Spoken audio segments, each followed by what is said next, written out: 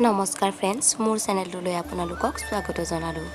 আজি আপোনালোকৰ ওচৰত লৈ আনিছোঁ ডাঙৰ ৰূপচান্দাৰ মাছ ৰেচিপি। আহক ভিডিঅ'টোলৈ আগবাঢ়ো। এয়া চাওক কিমান ডাঙৰ ডাঙৰ মাছ আমাৰ দেউতাই আজি কিনি থৈছে। 3টা মাছ কিনি থৈছে, ৰূপচান্দা মাছ। বাপৰে, এটাই আধা কেজি হ'ব। মই কিন্তু ফাৰ্ষ্ট টাইম ইমান ডাঙৰ মাছ কাটিছোঁ। মই কেতিয়াও মাছ নাকাটো, কিন্তু ইমান ডাঙৰ মাছ ফাৰ্ষ্ট টাইম মাছ কাটোতে গৈ মোৰ হাতো কাটিল। ইমান ডাঙৰ মাছ। এইয়া মাছৰ পেটুকাৰ পৰা ইমান লেতেৰা ওলাইছে। বাপৰে বাপ, কি ক'ম, মোৰতো ঘিণ লাগি গৈছে। আৰু মাছৰ এই মাথাৰ এইফালে যে থাকে যে লেতেৰাখিনি, এইখিনি ওলাই দিব লাগে। এইখিনিত বহুতো লেতেৰা থাকে আৰু বহুত জমা হৈ থাকে, বিচনাখিনি কিবা কিবি বহুত লেতেৰা জমা হৈ থাকে। এয়া প্ৰায় মোৰ মাছ কটা চেচ কমপ্লিট হ'ল আৰু মাছখিনি ধুনীয়াকৈ ধুই ল'ম এবাৰ। মোৰ মাছ কাটাখিনি চেচ। এয়া মোৰ মাছখিনি কাটি ল'লোঁ ধুনীয়াকৈ, ধুই পখালি একদম ৰেডি। এতিয়া ইয়াত পৰিমাণ মতে নিমখ দি দিম আৰু ৰং গুড়ি দি দিম আৰু ইয়াত দি দিম জলকীয়া গুড়ি অকণ দি দিম আৰু ধুনীয়াকৈ মিক্স কৰি ল'ম। কিমান ধুনীয়া কালাৰ আহিছে দেখিছে। এই কালাৰটোত আহিছে কিহৰ কাৰণে গম পায়নে? এইটো জলকীয়া গুড়ি দিয়াৰ কাৰণে বহুত ধুনীয়া কালাৰ আহিছে। এনেকৈ কেৰাহী গৰম কৰি অলপ নিমখ দি দিব আৰু তেল দি দিব। নিমখ দিলে ভাল হয়, মাছ ভাজোঁতে আপোনাৰ গাত নপৰে। আৰু যদি নিমখটো নিদিয়ে আপোনাৰ গাত ছটিয়াই পৰিব পাৰে আৰু গা জ্বলি যাব পাৰে, ধূপ জ্বলি যায়, গাত বহুত জ্বলন পোৰণ কৰে। আৰু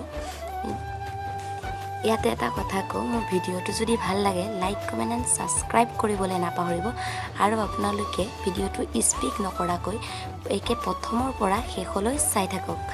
এয়া মোৰ মাছ এটা দুটাকৈ গোটেইখিনি দি দিলোঁ টুকুৰা আৰু মোৰ মাছ প্ৰায় ভাজা চেচ হ'ল।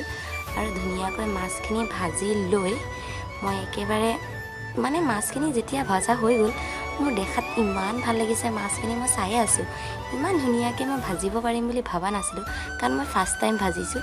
ইমান ধুনীয়া মাছখিনি ভাজিছোঁ আৰু কালাৰটো কিমান ধুনীয়া আহিছে দেখিছেনে? অলপো ভাঙা নাই। মোৰ কিন্তু ভয় লাগিছে, মই ইমান ডাঙৰ মাছ ভাজিছোঁ, ভাঙি যায় নেকি। এয়া দেখিবলৈ পাইছে, মই মাছ ভাজা কেৰাহীতে তেল দি দিলোঁ আৰু পিঁয়াজ আদা যিমানখিনি মছলা আছে গোটেইখিনি দি দিলোঁ আৰু এই আলু দি দিলোঁ। ইয়াত জলকীয়া, তাৰপাছত নহৰু, পিঁয়াজ এইখিনি গোটেইখিনি পেষ্ট কৰি গোটেইখিনি দি দিলোঁ আৰু ধুনীয়াকৈ ভাজি লৈছোঁ। আপোনালোকে এবাৰমান ট্ৰাই কৰি চাবচোন ঘৰত, কিহেৰে বনাম বুলি ভাবি থাকে। আলু দিয়ে এনেকৈ বনাই চাব, চিম্পল এটা জোল এটা বনাই চাব ৰূপচান্দা মাছৰ লগত। মোৰ কিন্তু বহুত ভাল লাগিছে মাছটো। এনেকৈ মই ফাৰ্ষ্ট টাইম ৰান্ধি যে খাইছোঁ, বহুত ভাল লাগিছে, মোক বহুত ভাল লাগিছে। আপোনালোকে এবাৰ ট্ৰাই কৰি চাব কমচে কম। আৰু এয়া মোৰ ভাজা হৈ গ'ল আৰু মই জোল দি দিলোঁ আৰু ধুনীয়াকৈ মোৰ তৰকাৰী একদম ৰেডি।